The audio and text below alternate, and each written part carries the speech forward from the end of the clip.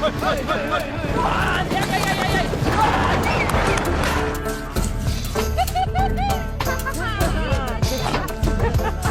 at me, I'm covered.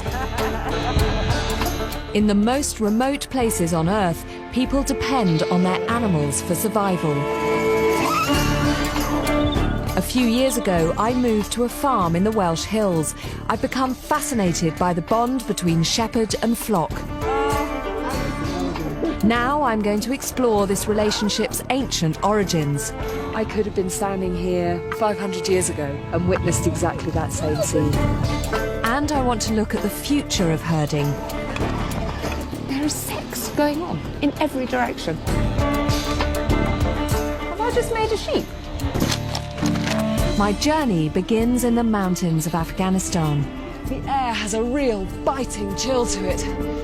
The shepherds here live as they have done for 1,000 years. There's such a smooth ride. They seem to have built-in shock absorbers.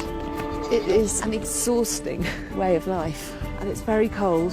And I would do almost everything for a hot bath. The admiration that I have for these people really knows no bounds. I want to look back in time to experience an ancient way of life and see if it still has a place in the 21st century.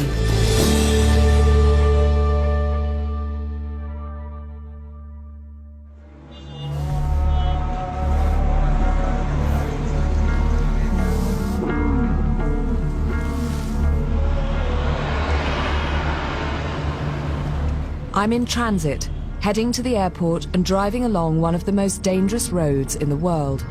3 days ago, a suicide bomber killed 12 expat workers a couple of miles from here. Kabul is a city on the edge. This is the riskiest thing, probably, that we're doing on our whole 3-week trip. You're told all the kind of things to look out for and all the things not to do, but once you're here, you still feel slightly helpless, even though you've put everything in place to try and make sure that things are safe. Being here is really unnerving, but I have to pass through Kabul to get to some of the most traditional shepherds on Earth.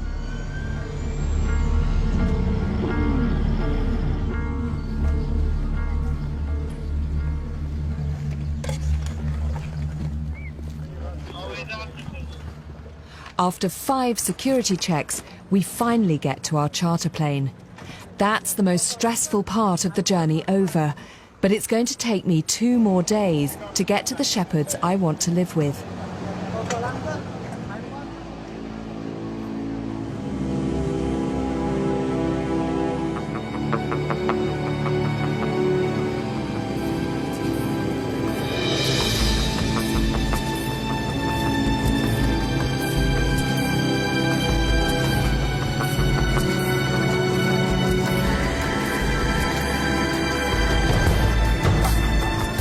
This rugged land is one of the last places in the world where you can find truly traditional shepherds, whose way of life goes back to ancient times.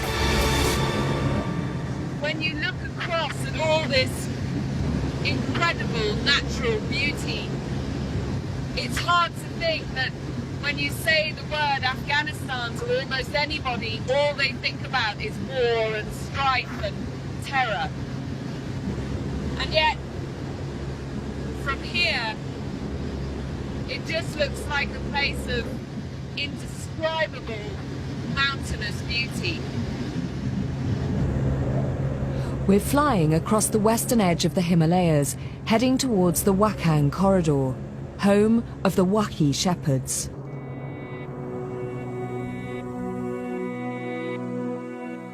This narrow slither of mountainous Afghani territory is a legacy of 19th century imperial rivalry. Britain and Russia declared that their empires must never meet, and so the Wakhan corridor was created as a neutral buffer zone between what is now Tajikistan and Pakistan.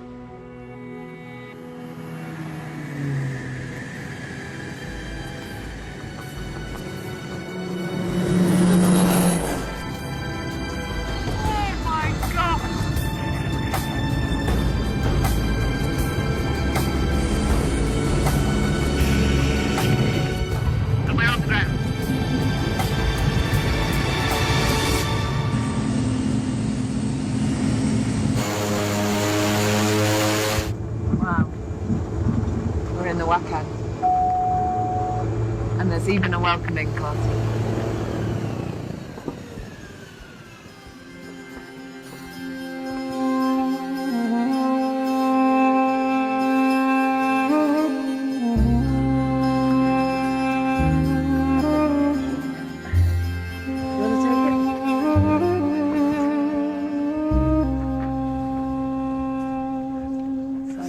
This region is so remote, it was never captured by the Taliban.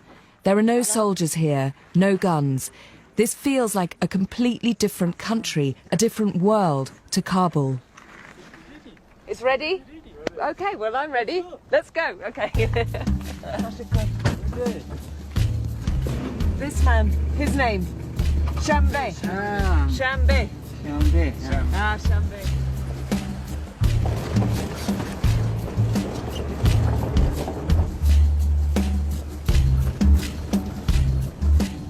We drive up the Wakhan Valley, passing donkeys and cows, but as yet there's no sign of any sheep or any shepherds. We're now 3,000 meters above sea level. It feels like the roof of the world. Down in the valley here is the sort of heartland of the Wakhan communities, but no sign of the sheep that basically allow these people to survive in a spectacular but nonetheless harsh environment. So where are those sheep? Well, in the summer, they're driven up, staggeringly over those mountains into what is called the Big Pamir, these huge valleys. And to go and find the Wakhan shepherds, I've got to go there too.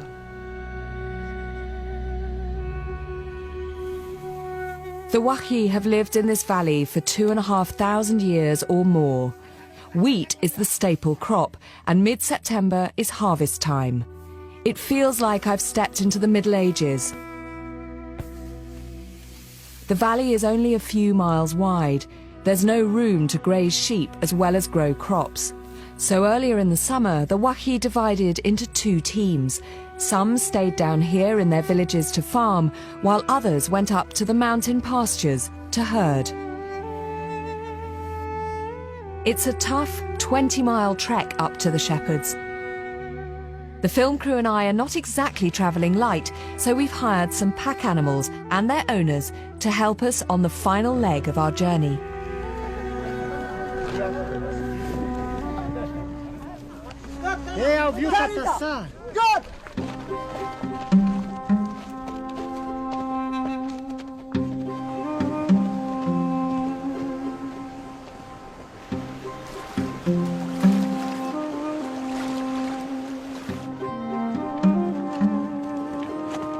Yaks are the Wakhi's 4x4s. These hairy, cow-like beasts can cover almost any terrain, though at a rather gentle, sedate pace.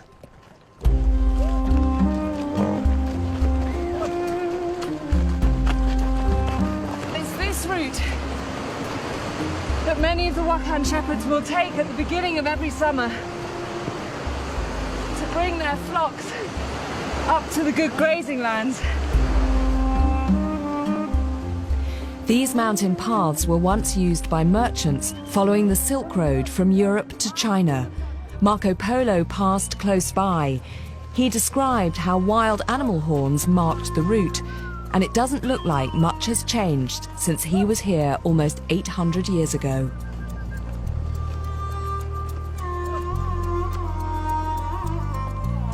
After trekking for 6 hours, we're halfway to the summer pastures. We stop for the night at a shepherd's hut.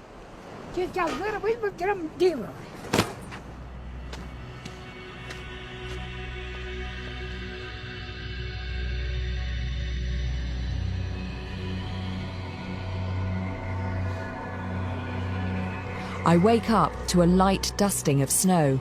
My first night under canvas was very cold, and the thin mountain air is having a strange effect on my body. I'm doing this because we're at 4,000 meters and I always swell up at altitude. It's nice, isn't it? But there's no time to worry about a puffy face.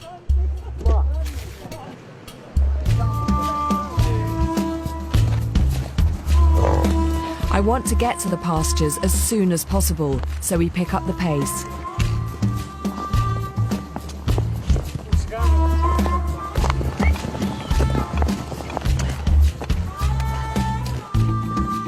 We stop to rest the animals, and I show the men some pictures from my farm. These are Welsh sheep, not Wahan sheep, they're Welsh sheep. With all the troubles in the rest of Afghanistan, I want to know what life is like for the Wahi. Is it very hard up in the mountains? خیبت زحمت نیست زحمت که نباشه با مشقت هستیم تقریبا نیستیم به خاطر از اینکه ما از طرف جنگ از طرف مثلا چیزی از تمام حساب از مثلا دورالوتان آدم کشی از دیگه پا ما دستبردار هستیم یک خنکی سرمای زمستان دیگه بود است برادر هیچ نون ندیدن. The Wahi may be far from the horrors of war, but living here is by no means easy. At 4,600 meters, we get our first spectacular view of the mountain pastures, known as the Big Pamir. Well, this is what we've climbed to see, this giant U-shaped valley, a flat expanse of rich grazing land, and every bit of it will be used by the Wahan shepherds. There may be plenty of space for animals, but it looks more like a moonscape than lush pasture. We drop down into the Big Pamir.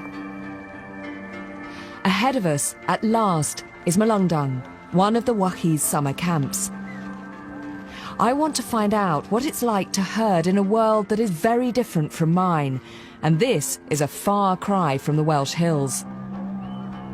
The Wahan have an association, and we have one of the members travelling with us, and he's gone ahead on a horse to let the village know that we're arriving and hopefully to give us permission to enter the village.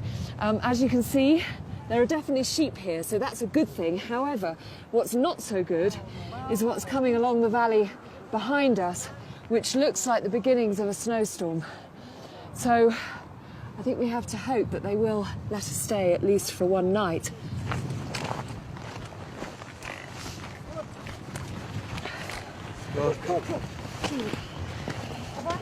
Salam alaikum.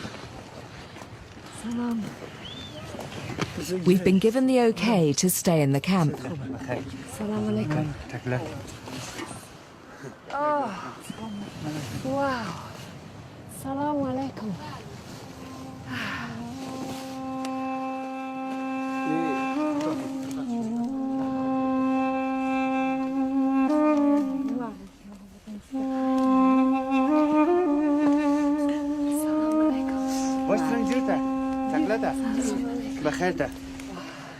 So this is your son? Yeah? And this? یم And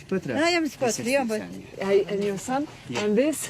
یم This is your husband?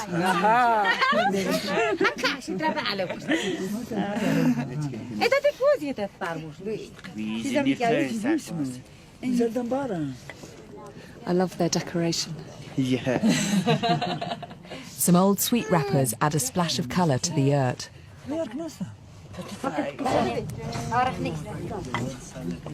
Choi, local tea, is prepared.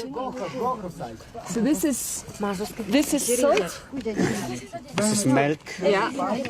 This is tea. Yeah. Salty tea may not sound very appetising, but I'm desperate for a cuppa. Oh, so good. What is the word for good? What is it? Hot for good. Delicious. Hob. Hob.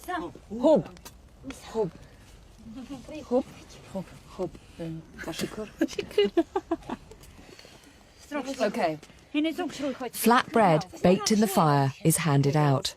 It is very nice bread. Very nice bread. Visitors, however unexpected, are always made to feel welcome.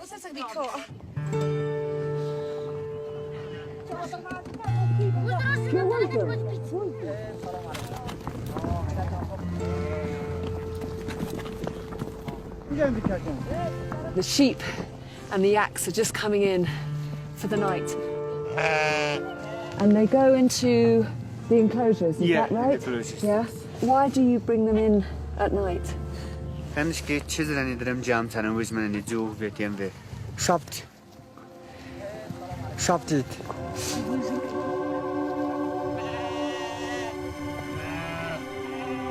There's a price to pay for bringing animals up to this mountain wilderness. Predators.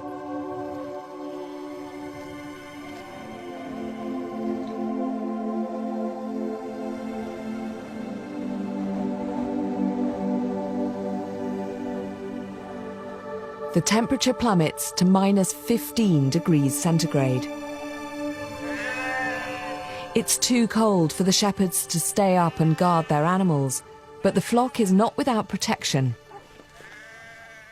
Dogs have taken care of the night shift. These are not pets, they spend their lives outside, and their ears are clipped short so predators cannot latch onto them in a fight. As well as wolves, the shepherds and their dogs need to protect the flock from snow leopards and bears. What is the most dangerous animal for you when you are living up here in the Pamir?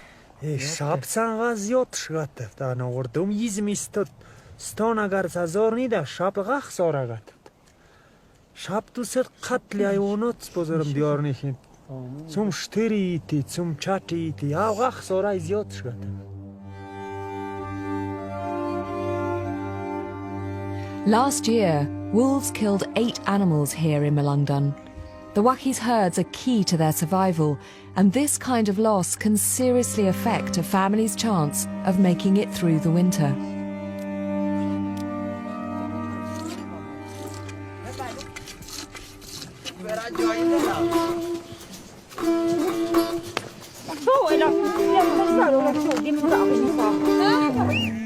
Every day, just after sunrise, the herd is driven out onto the hills.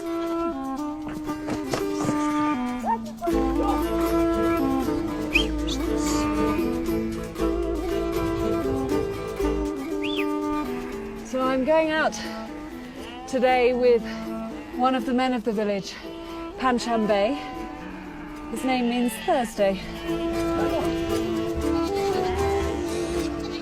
Only a few of these animals actually belong to Panchambe. The men take it in turns to go out shepherding, so today he's in charge of the whole flock, all 200 of them. We climb up the valley, far from the camp, but I can't see any improvement in the pasture.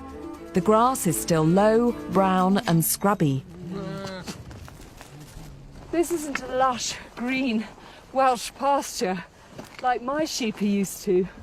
And yet these animals look like they're in the peak of condition, they're fat, they look healthy, and something that I'm incredibly envious of is that not a single one of them is limping. It's been really wet back at home. My sheep have been plagued by foot rot, but none of these animals are showing any sign of it. Sheep were first domesticated in the hills of Turkey, Iran and Iraq around 12,000 years ago, and they do seem to thrive in this kind of dry, mountainous terrain.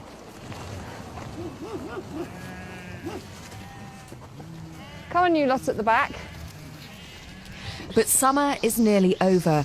There's a long, lean winter ahead. These sheep have adapted to a life of feast and famine by storing reserves in their fatty hindquarters. There you go.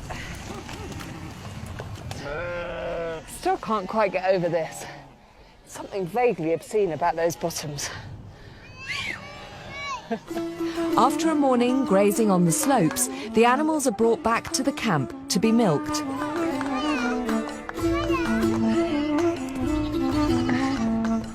One of the women, Nisa, is struggling to get used to our strange ways.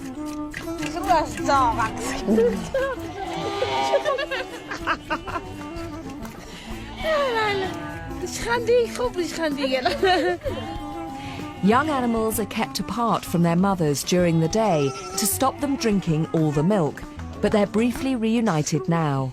They allow the lambs to keep feeding to stimulate the production of the milk, but they also take some themselves. It's a very efficient system. Lambs are kept happy and healthy, and the women get as much milk as possible.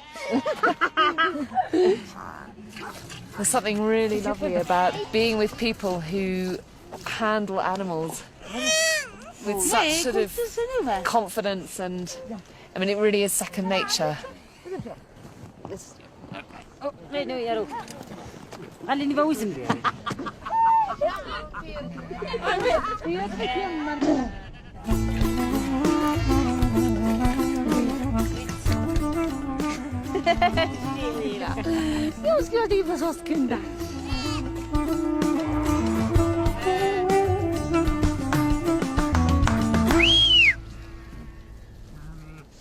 The animals are driven back out onto the slopes. They'll spend the rest of the day grazing before they're brought home for the night.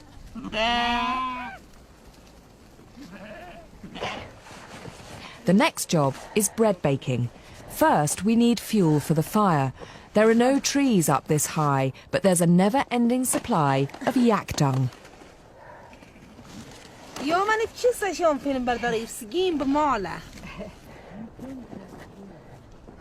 The herders come back to this camp every year, so there are stone huts here as well as yurts. It's quite smoky in here, isn't it? The dung, it makes a lot of smoke in your eyes. So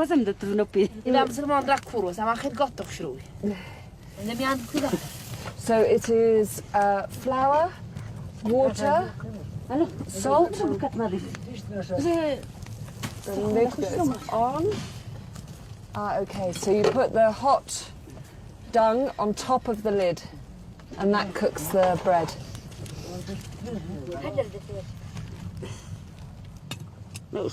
Bread with tea is the Wakhi staple. It's the only thing many people eat for breakfast, lunch and dinner, day after day, week after week.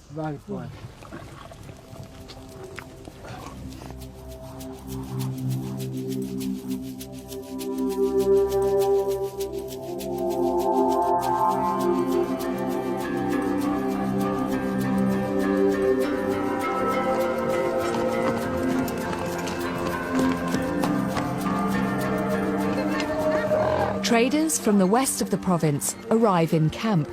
It's taken them 25 days to cross the mountains. And why did you come here? So are there many traders that, like you, that come to this area to buy animals?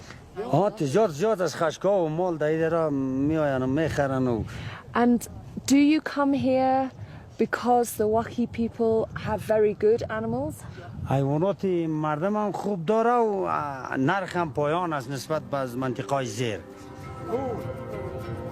These men may get a good deal up here, but this is the only way the Wakhi have of earning any money.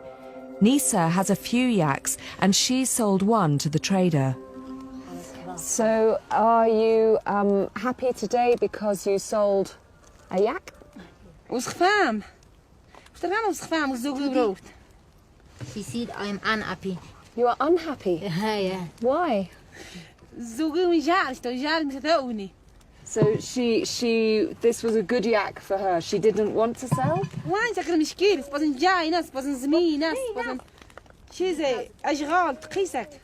Yes.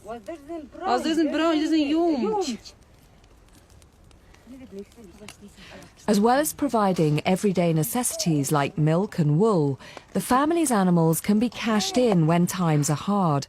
As long as they have their herd, they have the means to survive.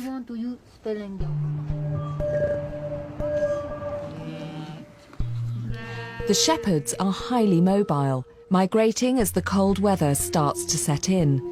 The Wakhi call these journeys the Kutch, and I've come here at the end of summer hoping to take part in one. Malungdun is low down and sheltered, and no one has any plans to move yet. But we've heard there is another camp where the people are getting ready to make a kutch. So we pack our bags and say our goodbyes.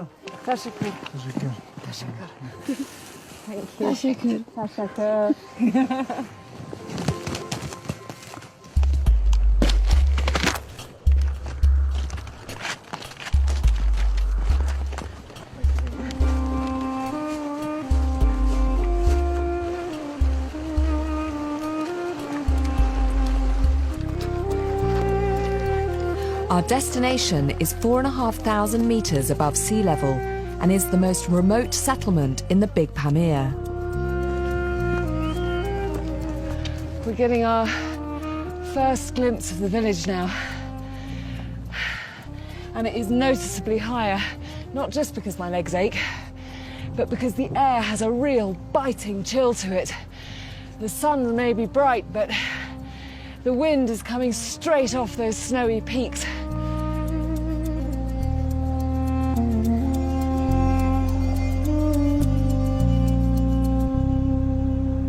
The village is called Asan Katich.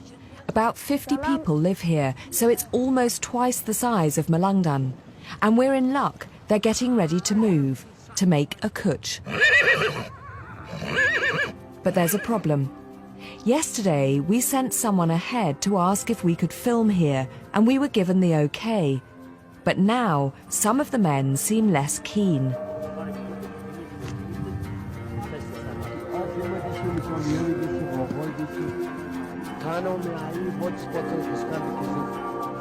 We spend the rest of the day talking things through, waiting for a final decision.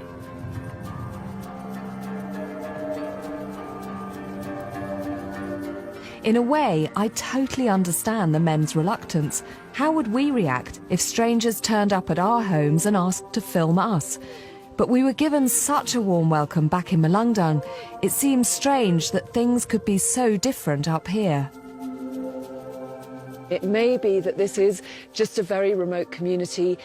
Even their village in the valley is very remote. They won't have seen a lot of foreigners. And so we think that, you know, quite understandably, when we all turn up, they just think, what are you doing here? And what we hope is that maybe tomorrow they might feel more comfortable about us filming.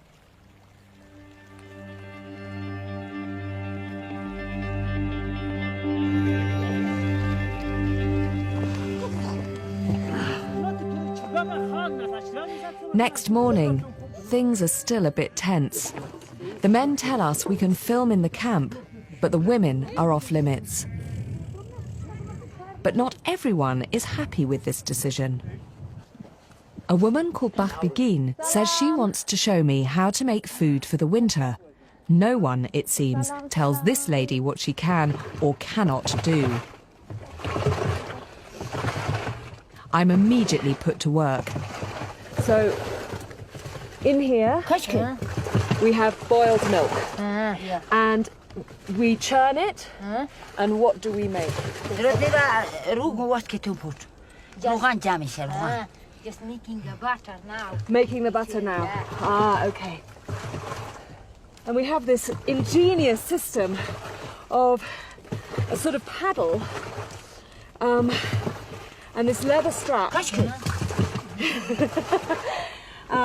And we're churning it for, I'm not quite sure how long. I'm not quite sure how long I'm going to be able to last. She's incredibly strong and very feisty, this woman.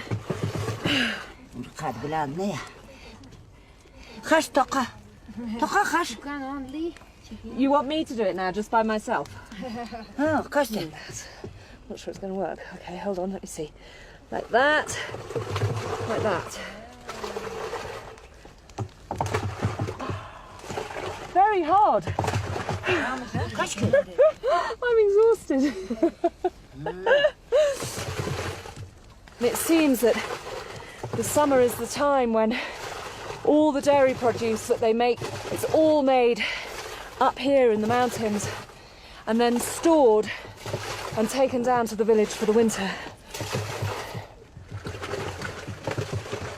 After many hours of churning, the fat of the milk separates out. Ah, so this is the butter? Yeah. Comes from here? Yeah. Aha. The remaining buttermilk is boiled again for a few hours and allowed to cool. The water is then squeezed out, leaving a moist yogurt-like paste called krut. Can I try? Buff. Very good. Very good yogurt. So it is a complete dairy yogurt, butter. Nothing is wasted. Stale bread goes into the leftover residue and is given to the dogs. All the dogs are going to get well fed tonight.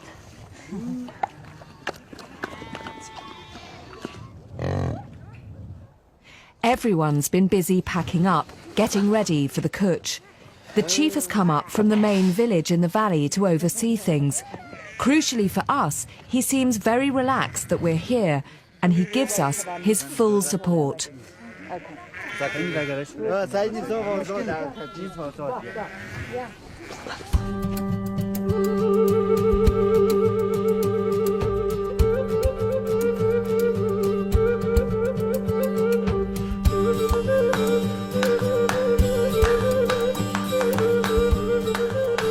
We're given the okay just as the herd is driven back for milking, and as if by magic, the women appear.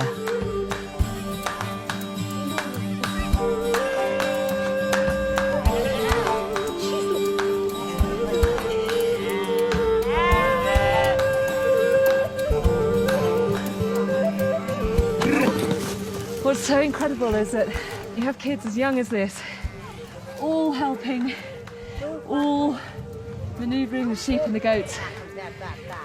And you can see that they literally learn their craft from the moment they can walk.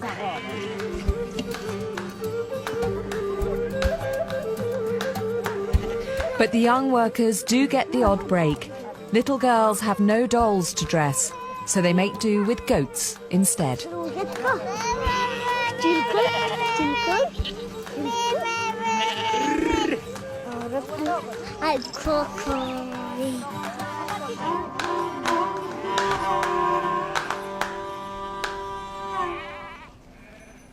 So our breakthrough came.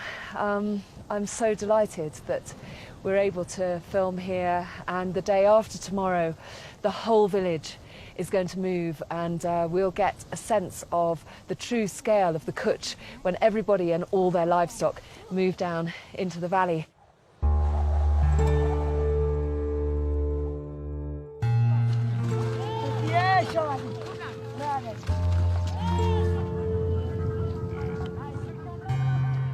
The kutch will move the camp to a lower, more sheltered spot. But there's still lots of work to do before we leave. The women take to the roof for the next stage of winter food production.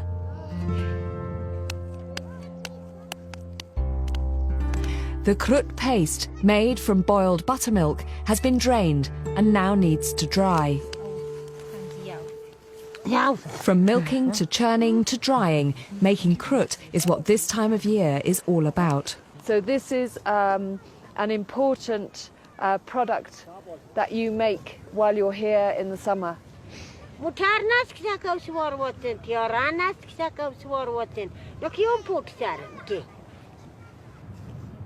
krut is dried and bagged up. It should last for 6 months, just long enough to see everyone through the winter.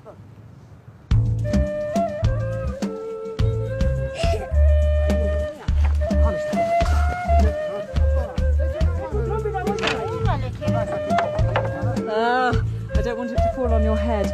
The migration is going to be in 2 waves. An advance party will leave today. Everyone else, including Bachbegin and myself, will follow on tomorrow. There's a lot of work to be done. The pressure is on. Faster, okay. Their livestock provide the wahi with almost everything they need. Wool is compressed into felt panels, yak hair is twisted into ropes, and the animals themselves are removal vans.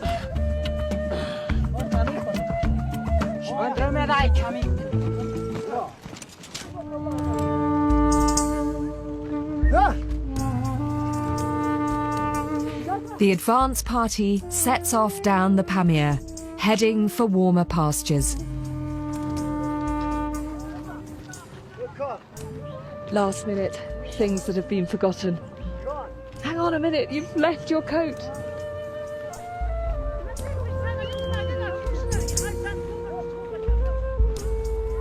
I could have been standing here 500 years ago and witnessed exactly that same scene.